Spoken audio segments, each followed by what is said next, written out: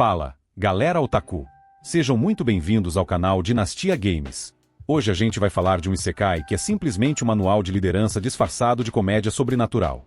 O nome é gigante, mas vale cada sílaba. Salari Mangeai Isekai Nitara Shitenou Ninata Nashi, ou, traduzindo, quando um assalariado foi parar em outro mundo e virou um dos 4 reis demônios. E o protagonista é ninguém menos que Denosuke Ushimura, o homem que provou que planilhas, empatia e bom senso podem ser mais poderosos que magia e espadas. A história começa no Japão moderno, e Ushimura é aquele típico trabalhador que carrega o peso do mundo nas costas. Chega cedo, sai tarde e ainda é cobrado por tudo. Mesmo assim, ele acredita no trabalho em equipe, no respeito e na comunicação. Só que o problema é, o mundo corporativo não liga para isso. E num dia de pura exaustão, após ser transferido mais uma vez, ele desabafa com aquele pensamento que todo assalariado já teve. Será que eu tô fazendo tudo isso por alguém que realmente se importa? Ele olha pela janela do escritório, vendo o reflexo cansado de si mesmo no vidro, e percebe que perdeu a própria essência no meio da rotina. Naquele instante, ele sente como se sua alma gritasse por uma segunda chance, um recomeço longe de metas, planilhas e chefes indiferentes. Mas antes que ele encontre uma resposta, o universo decide intervir. Do nada, um círculo mágico aparece, a sala de escritório se distorce, e ele é sugado para outro mundo. Quando abre os olhos, está num enorme salão gótico, colunas de pedra, tochas azuis e um trono imenso à frente. É lá que conhece o Rei Demônio, um ser de presença avassaladora que, curiosamente, o recebe com respeito. Bem-vindo, Denosuke Ushimura. Você será o 4º general do meu exército. O choque é imediato. Ao redor, estão 3 seres lendários, Sylphie, a maga das tempestades, Nomo, o titã da terra, e Umandra, a guerreira das chamas. Todos olham para ele como se fosse uma piada viva. Um humano magrelo, de terno e gravata, no meio de monstros milenares. Mas o Rei Demônio explica. Ele estudou a alma de Ushimura e descobriu que, apesar da falta de poder, há algo raro nele, a capacidade de entender, unir e inspirar pessoas. Ele enxerga em Ushimura o que poucos líderes possuem, o dom de transformar fraqueza em cooperação e causa em propósito. E é aí que o anime começa a brilhar, mostrando que, mesmo em um mundo dominado por magia, o maior poder ainda vem da mente e do coração. Para provar seu valor, Ushimura recebe a primeira missão, negociar uma aliança com a tribo dos Minotauros, conhecidos pela força e pelo orgulho. É basicamente como pedir para um estagiário vender ações para um dragão. Chegando à aldeia, Ushimura tenta seguir o protocolo, saúda o líder, oferece presentes, usa a linguagem formal. Mas o chefe, Tarius, ignora tudo. A general Umandra, impaciente, tenta resolver à força, o que só piora a situação. A negociação vai pro espaço. E é aqui que Ushimura mostra o que o diferencia de qualquer herói isekai. Em vez de desistir ou lutar, ele observa. Ele repara que o líder está com olheiras, o salão desarrumado e o clima pesado, como se toda a aldeia estivesse sufocada por tensão. Isso aciona o modo gerente de RH dele, aquele instinto de quem já lidou com reuniões tensas e colegas prestes a explodir. Ushimura entende que o problema não está nas palavras trocadas, mas nas emoções não ditas. O chefe não está irritado por causa da proposta, e sim porque carrega um fardo invisível, o peso de liderar sem ser compreendido. Durante a noite, enquanto Umandra dorme, Ushimura volta à sala e reorganiza tudo. Recoloca a palha no chão, arruma a mobília, faz pequenas melhorias no ambiente e prepara uma conversa mais pessoal. Ele não tenta impor nada, apenas escuta. Tarius confessa, sem querer, que se sente cansado e isolado, que ninguém o entende. E é aí que vem a virada. Ushimura diz algo simples, mas poderoso. Um líder não precisa fazer tudo sozinho. Precisa apenas inspirar o suficiente para que os outros queiram ajudar. No dia seguinte, o chefe Minotauro aceita o acordo. O Umandra fica em choque, o Rei Demônio vibra, e o público percebe que o verdadeiro poder do protagonista não é magia, é empatia estratégica. Curiosidade: o roteiro do episódio é inspirado em teorias japonesas de gestão, mas o anime nunca cita isso diretamente. Ele mostra, de forma divertida, como entender a cultura do outro pode vencer qualquer batalha. Ushimura é nomeado oficialmente um dos 4 grandes generais, e o encerramento do episódio vem com uma música tranquila, lembrando aquelas trilhas de final de expediente. É o início de uma nova vida, e de uma revolução dentro do inferno. Agora como general, Ushimura tenta reorganizar o exército demoníaco. Ele percebe que cada divisão age por conta própria, sem comunicação nem direção clara. Os soldados se desmotivam, os recursos são desperdiçados e ninguém sabe o que o outro está fazendo. Cada grupo age como se fosse um pequeno reino independente. Parece uma empresa quebrada, daquelas que tem talento de sobra, mas nenhum líder que saiba unir as peças. E é justamente aí que o instinto corporativo de Ushimura desperta. Ele entende que o problema não é falta de poder, e sim de gestão e propósito. Mas o Shimura não tenta impor autoridade. Em vez disso, ele faz algo genial. Cria pequenas reuniões semanais, rápidas e objetivas, onde cada líder compartilha resultados, desafios e aprendizados. No começo, os generais zombam da ideia, achando que é coisa de humano inútil. Mas conforme as semanas passam, eles começam a notar algo diferente. As missões ficam mais eficientes, os soldados se entendem melhor e as falhas diminuem. Sem perceber, o Shimura havia introduzido o conceito de comunicação integrada, transformando o caos em cooperação. E o mais impressionante, ele faz isso sem gritar, sem ameaçar e sem usar poder algum, apenas com diálogo e escuta ativa. Mas a calmaria dura pouco. O Rei Demônio chama e diz: preciso que negocie com os ogros. Eles têm poder militar e influência política. Se nos unirem, venceremos qualquer guerra. O Shimura aceita, mas sabe que é outro campo minado. Dessa vez, ele vai com o Mandra, que o acompanha com aquela expressão de quem preferia estar lutando do que conversando. Durante a viagem, ela o provoca sem parar. Você acha mesmo que palavras resolvem tudo, humano? E ele, com seu jeito calmo e quase professoral, responde sorrindo: não, o Mandra.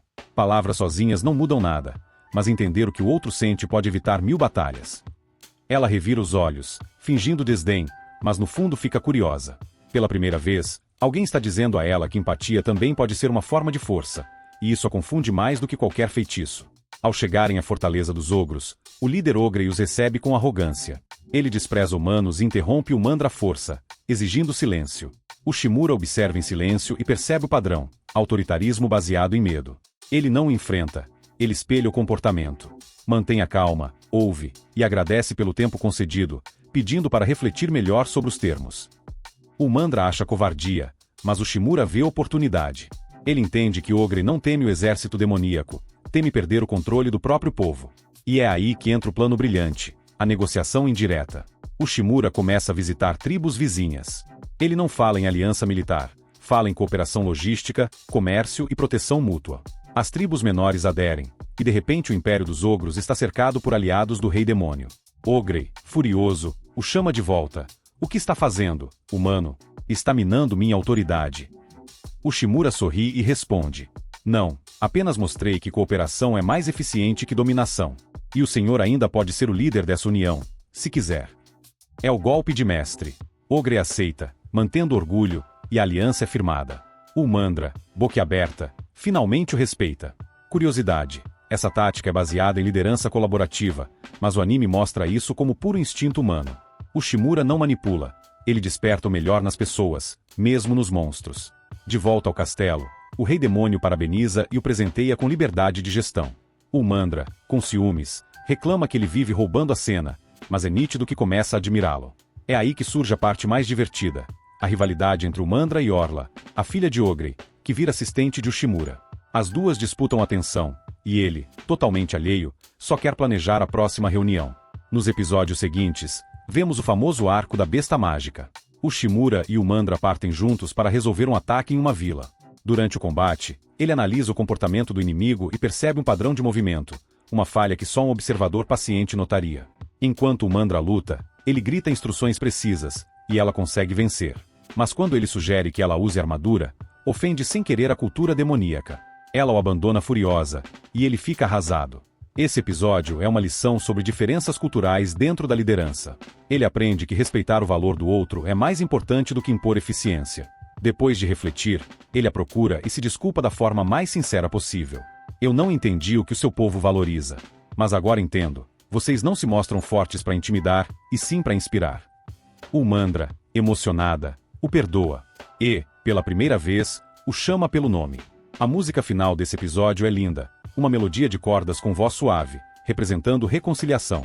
Nos episódios finais, o Shimura se torna o elo que une todos os povos. Minotauros, ogros e semi-humanos agora trabalham juntos. Mas o Rei Demônio impõe um último desafio: criar uma forma de todos, até os sem magia, contribuírem com o exército. E é aí que o anime mostra seu lado mais humano. O Shimura reúne líderes de cada tribo para ouvir ideias e entender as limitações de cada povo. Ele propõe um sistema de colaboração onde cada habilidade, seja força, inteligência ou criatividade, tem valor.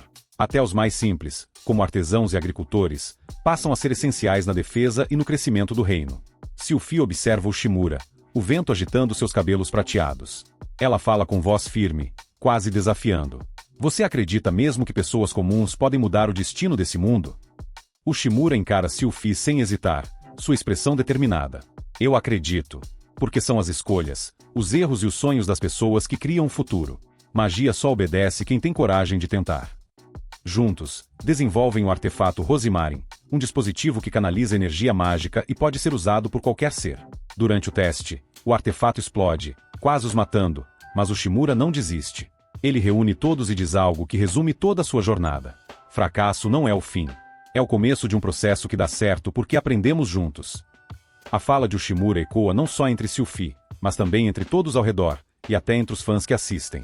No episódio seguinte, vemos o Rosimarin finalmente aperfeiçoado. Agora, aldeias inteiras conseguem se proteger dos ataques de monstros, e a esperança volta a florescer entre os demi-humanos.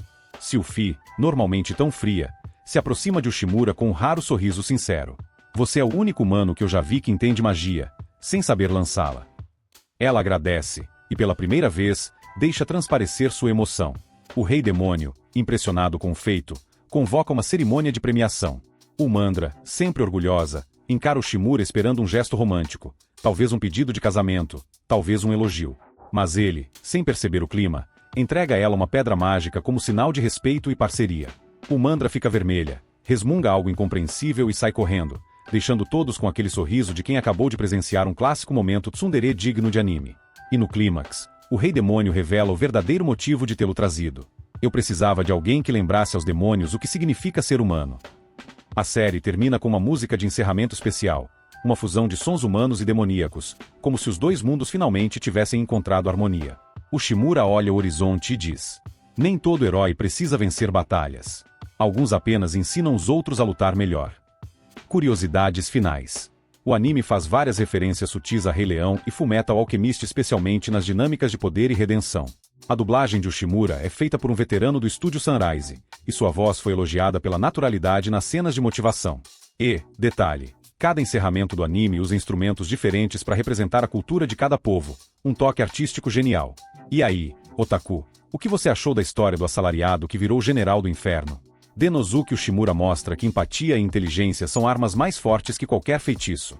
Então, se você curtiu essa jornada, deixa o like, se inscreve no canal Dinastia Games, ativa o sininho e comenta aí qual das estratégias de Ushimura você achou mais genial.